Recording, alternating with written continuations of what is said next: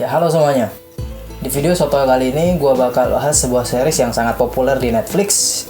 Series paling hits kedua setelah Stranger Things di Netflix, yaitu Money Heist atau judul aslinya La Casa de Papel. Oke, sebelum ke pembahasan, gue mau bahas sedikit tentang sejarah series ini. Jadi series ini awalnya berjumlah 15 episode yang tayang di TV nasional Spanyol Antena 3 mulai dari 2 Mei 2017 sampai 23 November 2017. Jadi pada awal perilisannya emang banyak banget yang nonton series ini yang menyentuh angka 4,5 juta penonton di Spanyol. Tapi setelah episode-episode selanjutnya rilis mengalami banyak penurunan sampai akhirnya di episode terakhir itu yang nonton hanya 2 juta penonton. Jadi berkurang lebih dari setengahnya. Akhirnya Netflix mengambil alih series ini dan meremake dari awalnya 15 episode menjadi 22 episode yang kemudian dirilis di seluruh dunia. Yang dimulai pada bagian pertama itu dirilis pada tanggal 20 Desember 2017, kemudian bagian keduanya dirilis pada tanggal 6 April 2018. Karena kesuksesannya di season pertama, akhirnya Netflix mencoba buat season keduanya yang terdiri dari 2 bagian. Bagian ketiga itu berjumlah 8 episode yang dirilis pada tanggal 19 Juli 2019. Kemudian bagian keempatnya berjumlah 8 episode juga yang dirilis pada tanggal 3 April 2020. Nah, sekarang kita bakal masuk ke pembahasannya. Jadi gambaran besarnya, series ini bercerita tentang sebuah perampokan. Ya udah, gitu doang. Jadi detailnya, series ini bercerita tentang sekelompok perampok yang mencoba untuk memecahkan rekor perampokan terbesar di dunia dengan merampok sebuah bank di Spanyol. Kenapa di Spanyol?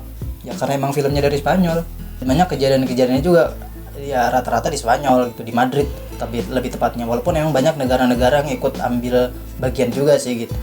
Dan jadi perampokan ini dipimpin oleh dipimpin oleh seorang dalang yang bernama Profesor atau El Profesor.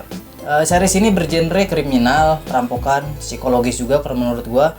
Kenapa psikologis? Karena di series ini emosi kita bakal diobrak-abrik gitu. Jadi bakal diangkat terus dijatuhkan.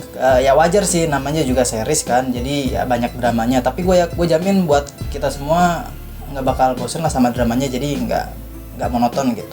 Ya karena tadi di awal gue bilang emosi kita bakal diobrak-abrik di series ini. Susah, senang, sedih, bahagia, semuanya kita bakal rasain setelah nonton series ini. Dan di situ menariknya, banyak banget konflik yang terjadi, baik itu dari pihak perampok, pihak polisi, pihak yang disandra, ataupun dari pihak sang profesor sebagai dalang utamanya. Tapi yang jadi keunikan dari Money Heist ini adalah isu konflik atau masalah yang diangkat di series ini gitu. Itu kita bakal ngerasa deket banget sama konflik tersebut karena konflik-konflik ini ngebahasnya seputar ya politik, sosial, mental, kesehatan, psikologi.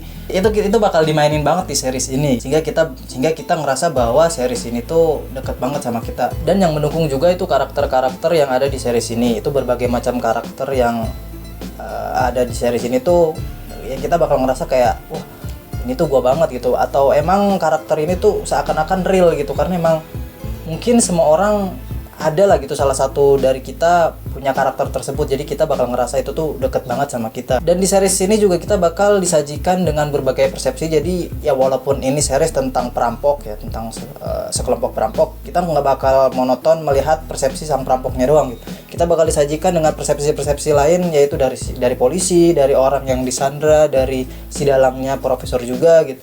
Kita bakal ngerasain gimana susahnya buat ngerampok sebuah bank. Kita butuh rencana yang matang gitu, dan susahnya juga menjadi polisi untuk menangani sebuah perampokan ini gitu, yang dimana dalangnya itu emang bener-bener cerdas lah gitu. Terus kita juga bakal ngerasain gimana rasanya jadi seorang sandra gitu yang penuh tekanan. Ya kita bakal disajikan dengan itu semua gitu. Dan di series ini juga kita bakal melihat dua kubu saling beradu strategi antara pihak polisi dan perampok, yang gua jamin itu gokil banget sih, karena mungkin kita bakal ngelihat strategi yang belum pernah kita lihat sebelumnya. Jadi ya nggak bakal tahu lah gitu strateginya bakal kayak gimana. Terus di setiap episodenya juga kita nggak bakal bisa nebak apa yang terjadi karena ya ini alurnya emang benar-benar nggak kebaca gitu. Ya mungkin ada dari sebagian kita yang emang bisa tahu bakal apa yang terjadi. Tapi gue yakin di antara kita semua bakal terkesan dengan apa yang terjadi selanjutnya gitu. Di series ini juga kita bakal dapat istilah-istilah baru gitu, mulai dari istilah-istilah politik, sosial, kesehatan mental, psikologi, pokoknya segala macam kita bakal dapat lah istilah-istilah baru yang belum pernah kita ketahui sebelumnya. Ya mungkin emang ini terdengar lebay ya, karena ya emang namanya juga review kan harus dibagus-bagusin dong biar kalian ikut nonton gitu, biar ikut merasakan apa yang gue rasakan. Ya mungkin itu aja sedikit kesotoyan gue tentang series ini. Mungkin ya ini hanya pendapat gue pribadi ya, kalau kalian memang punya pendapat yang lain boleh silahkan tinggalkan di komen. Dan kalau kalian mau cari yang lebih detail ya silahkan bisa cari di internet, banyak kok yang review-review, banyak juga yang rekomendasi film-film ini gitu. Ya pokoknya ini series yang sangat direkomendasikan lah buat kita semua gitu, karena gue jamin lu nggak bakal nyesel sih kalau nonton series ini gitu. Ya buat kalian yang lagi nyari film-film bagus apa yang buat ditonton, ya ini sih salah satunya, karena di internet juga ini masuk ke top recommended series gitu ya buat ditonton. Ya mungkin itu aja. Terima kasih buat kalian yang udah nonton. Dah.